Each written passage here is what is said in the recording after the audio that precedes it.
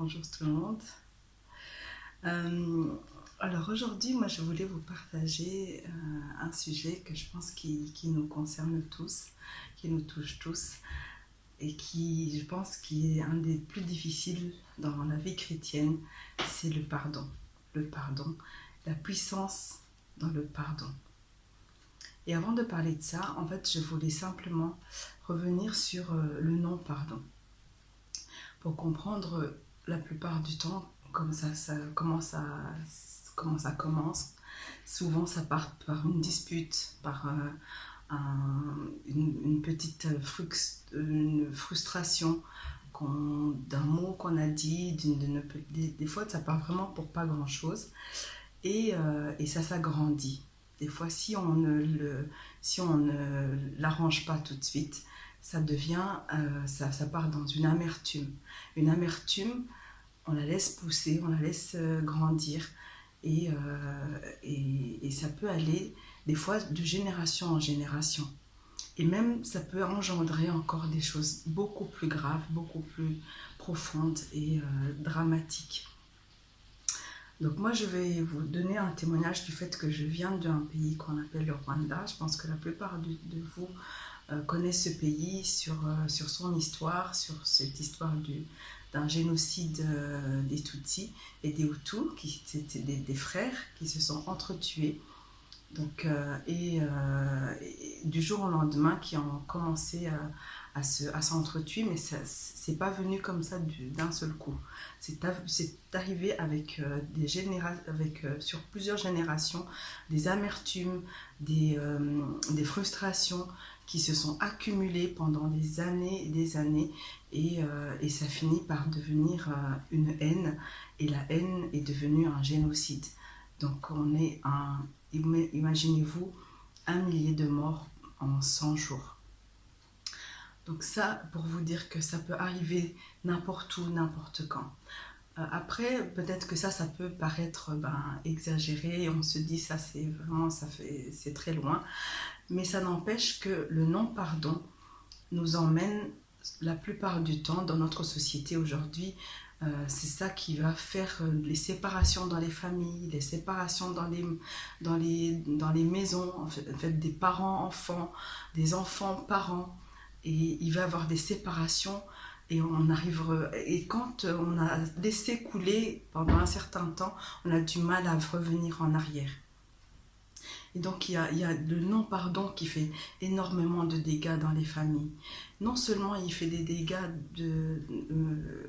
psychologiques aussi, mais il fait aussi des dégâts physiques. Parce que ça peut nous emmener la haine peut nous emmener dans les maladies.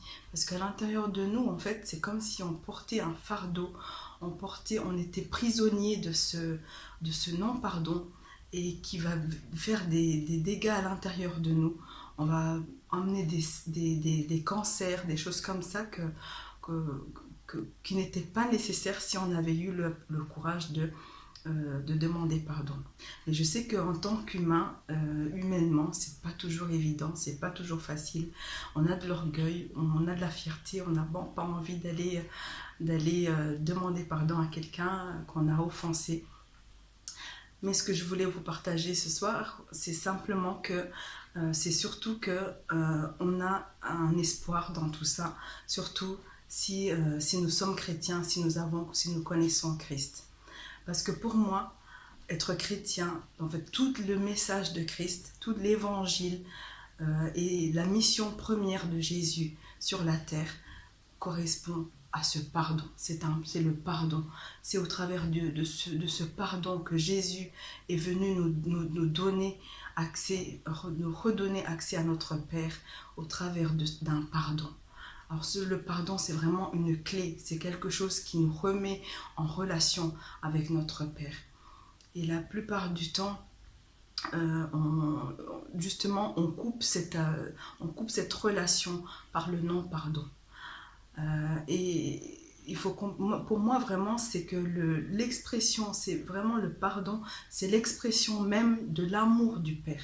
Parce que c'est avec cette expression-là que le Père a envoyé son Fils. Quand on voit par exemple dans Matthieu 6, 6, 14. Voilà, Jésus qui nous dit si vous pardonnez aux hommes leurs offenses, votre Père Céleste vous pardonnera aussi. C'est limite une obéissance de pardonner. Parce que toutes les règles que Jésus nous donne dans ses ordonnances, en nous disant ne faites pas ci, ne faites pas ça, ça n'est pas pour lui, c'est surtout pour nous, c'est pour nous faire du bien, c'est pour nous protéger, comme un papa, comme un enfant qui veut aller toucher du feu, et tu lui dis ne touche pas ça, si tu touches ça tu vas te brûler, parce que toi tu le sais. Mais quand il est enfant, il n'est pas conscient de ça. Je pense que c'est un peu la même relation qu'on a avec Dieu, c'est que souvent il nous dit ne faites pas ça, ou ne faites ceci, parce que c'est du bien pour vous. Et donc il nous dit pardonner, parce que quand on pardonne, il y a une guérison dedans, il y a une délivrance dedans, il y a une bénédiction dedans, et on n'est pas conscient de ça. Et vraiment, je pense que c'est important qu'on puisse comprendre cette clé qui nous ouvre la porte des cieux, parce que c'est vraiment quelque chose qui nous redonne la relation, qui nous relie la relation avec notre papa. Il y a une parole de Jésus qui me revient assez souvent dans l'esprit, c'est quand Jésus dit pardonne-leur, quand il est sur la croix, il dit pardonne-leur parce qu'ils ne savent pas ce qu'ils font. C'est vraiment si on arrive à comprendre, à saisir ça, on se dit mais waouh, c'est vraiment le sens de sa mission. Et en plus, quand il parle également, quand il nous donne la manière de prier dans le Notre Père, il nous dit pardonne-nous nos offenses comme nous pardonnons aussi à ceux qui nous ont offensés. En fait, quand je dis ça, je ne sais pas vous, mais moi, si dans mon cœur, je sais que je n'ai pas pardonné, j'ose même pas prononcer ces mots-là, parce que l'Esprit Saint me parle et me dit mais non, tu dis ça, mais tu n'as pas pardonné toi. Et donc moi, ce que je vous conseille, par exemple, si un jour vous êtes en colère contre quelqu'un, ou que vous avez offensé quelqu'un, c'est d'abord d'aller lui demander pardon, et ensuite de dire cette prière-là. Parce que cette prière-là, le Saint-Esprit va vous parler au travers de cette prière-là, ou de la parole de Dieu qui parle du pardon, et vous allez vous rendre compte que vous n'êtes pas en paix. Une autre chose régulièrement qu'on rencontre, c'est qu'on a tendance à penser c'est nous qui devons demander pardon. Et en fait, il y a les deux sens. Il y a le fait que toi tu demandes pardon, il y a aussi que toi tu le donnes, le pardon. Donc ça va dans les deux sens, et les deux parties sont de ta responsabilité. En fait, ce qui va se passer chez l'autre, à la rigueur, c'est son problème. Toi tu as fait ta part, et c'est toi qui fais la démarche. Et si ça ne veut pas dire que vous allez du jour au lendemain, mais toi dans ton cœur, tu sais que tu as pardonné, tu sais que tu as nettoyé. Mais pour ça, de nous-mêmes, on n'est pas capable. C'est pour ça que je pense qu'il faut vraiment demander la force du Saint-Esprit. Une dernière partie que je pense qui est important aussi à saisir, à comprendre, c'est aussi le pardon à nous-mêmes. Parce que des fois, on a des blessures, on se fait du mal à nous-mêmes, et on ne se pardonne pas. Et Jésus est venu pour ça. Il nous a lavé, il nous a enlevé par la croix. Il nous a fait une nouvelle créature. Quand tu as accepté Jésus, tu es devenu une nouvelle créature. Et tu n'as plus à culpabiliser, tu n'as plus à culpabiliser par rapport au passé, et tu dois te pardonner.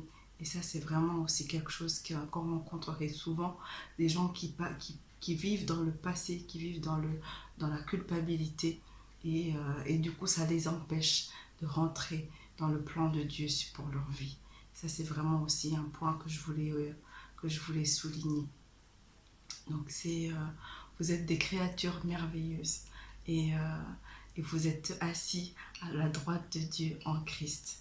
Et quelle joie de comprendre ça. C'est une grâce de saisir cette vérité. Pour tout ça, je pense qu'il n'y a pas d'autre solution que de prier, que de demander au Saint-Esprit de nous donner cette force, de nous donner la force de pardonner, de ressembler à Dieu. Alors je vous propose qu'on termine ce partage avec une prière. Et je voudrais vraiment prier pour ce sujet-là, pour nous tous, parce que j'en fais partie, parce que vous en faites partie. Alors Seigneur, je viens devant ta face, Père. Je te montre chaque personne qui regarde cette vidéo à cet instant, Père. Que Saint-Esprit, que tu puisses venir te révéler l'amour du Père dans chacun d'eux, Seigneur. Que tu puisses déposer ton pardon dans chaque cœur, Seigneur. Que tu puisses déposer ta miséricorde, Père, celle que tu as donnée sur cette croix, Jésus. Oh Seigneur, que tu puisses venir nous donner cette possibilité de te ressembler, de donner l'amour, Seigneur, parce que tu es l'amour, et l'amour pardonne. Seigneur, que ton amour puisse nous révéler cette dimension pour te ressembler, pour s'approcher de toi, pour rentrer dans ton plan, Seigneur. Oh Yahweh, que tu puisses venir être celui qui règne dans les familles, dans les maisons, que tu viennes restaurer les familles, dans les maisons, dans les couples, Seigneur, que tu puisses venir restaurer par ton Saint-Esprit. Par Saint-Esprit, je te demande vraiment de venir régner, parce que de nous-mêmes, nous n'en sommes pas capables. Mais viens, Père, viens régner, viens nous donner cette révélation que en toi, il y a le pardon, en toi, il y a l'amour. Par le nom puissant de Jésus, j'ai prié. Amen. Soyez bénis et à très bientôt. J'espère que ça se passe bien en confinement. En tout cas, je vous embrasse. Au revoir.